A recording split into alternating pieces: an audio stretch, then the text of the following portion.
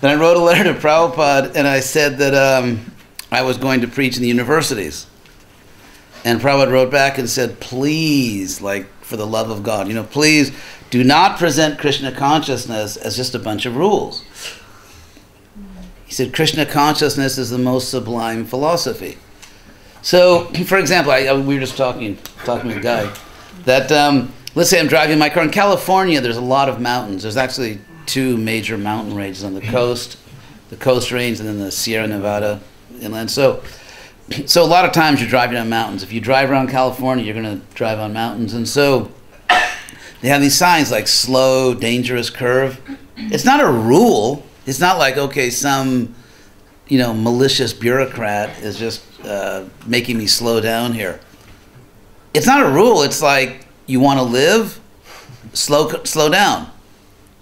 And so I don't think of it as like a rule. It's not like some kind of bureaucratic rule. It's like, slow down, there's a dangerous curve.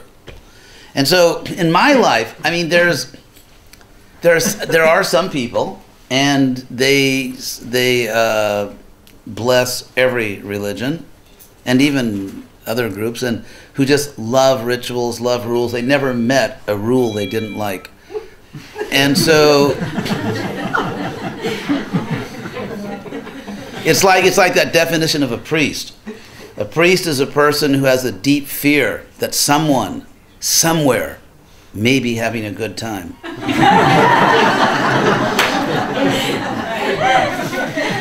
So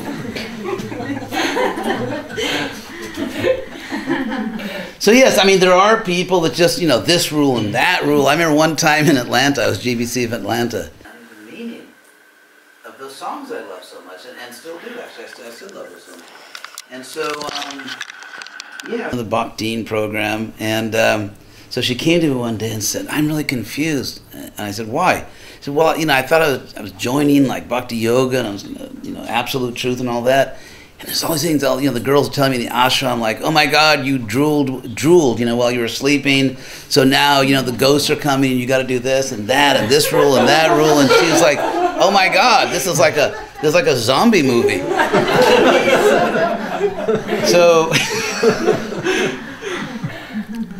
So in that sense, the purpose of Krishna West is just give people the simple spiritual science. That's what Prabhupada said. He said, present Krishna consciousness to intelligent people as the most sublime philosophy. I can honestly say that everything I do in my life, I do for a good reason. If there's some kind of technical rule that makes no sense to me, I just like, I mean, obviously the 4 regular principles make sense to me, and I'm vegetarian, but the point is,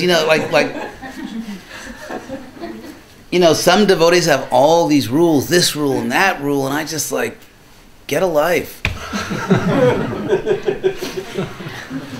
So, I mean, of course, there are basic rules that we should follow, we must follow if we want to be spiritually strong. I'm not talking about and Rupa Goswami talks about that.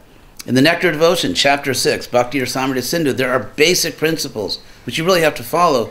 But then there are other detailed things which are, they change. And so, oh my God, I was reading today someone's website. It's actually a nice devotee, intelligent, but it was like in Ekadasi, you should really only take milk and this kind of vegetables or fruit.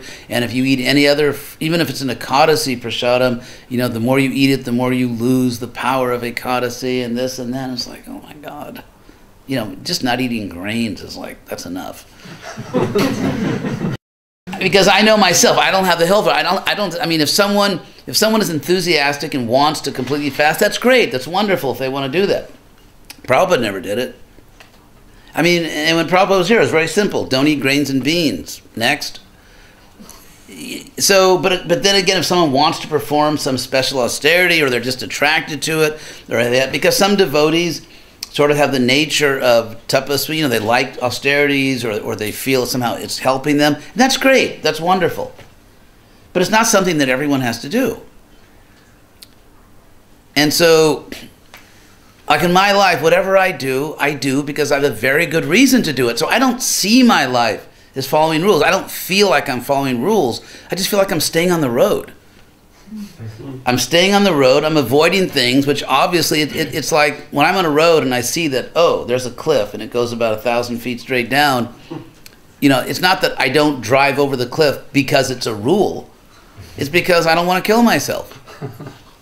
And I know if I do certain things, I'm going to really mess up my life. I'm going to suffer. I'm not going to be happy. I'm going to just create so many problems for myself. So why do it? Why do something if I know I'm just going to make myself unhappy and create all kinds of problems for myself and problems for other people? So Krishna consciousness is not rules. I mean, there are, technically they're rules, but it's really just following the path. It's staying on the path. And like you come to an intersection, and there's an arrow, like your GPS. That's all it is. You know, sadhana bhakti, it's just a spiritual GPS. Like, you are 10 miles from Krishna Loka.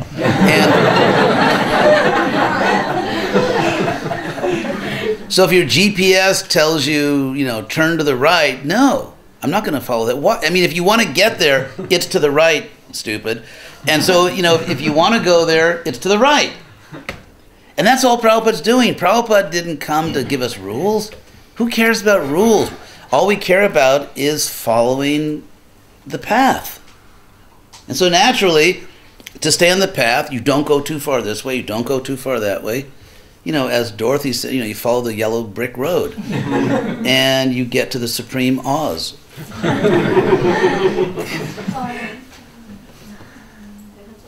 So, you understand? And also, another important thing is when we talk to people, it should be a dialogue, not a monologue. It's like, I just want to tell you. It's not just, it's like you go to a doctor and the doctor says, oh, I don't want to diagnose you. There's this medicine I always wanted to give somebody. And I really love this little green medicine. I just like to make people take this little green medicine.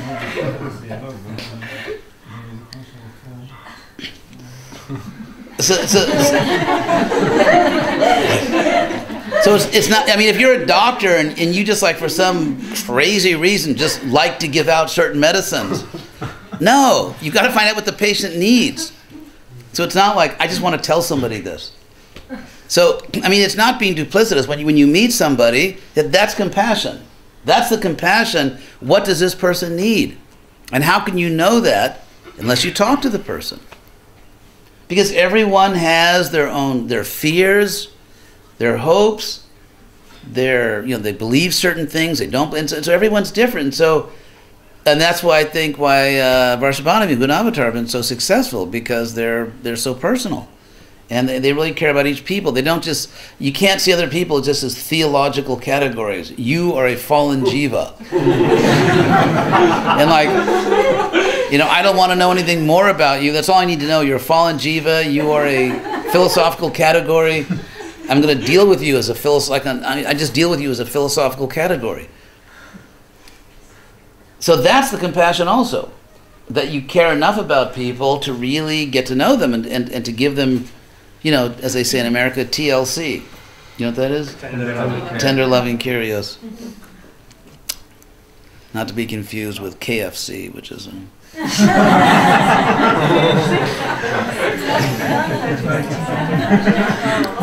Actually, this is so gross, but it's true.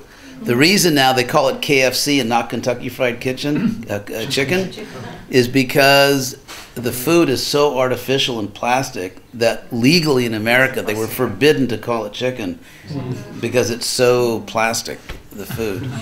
So anyway, yuck.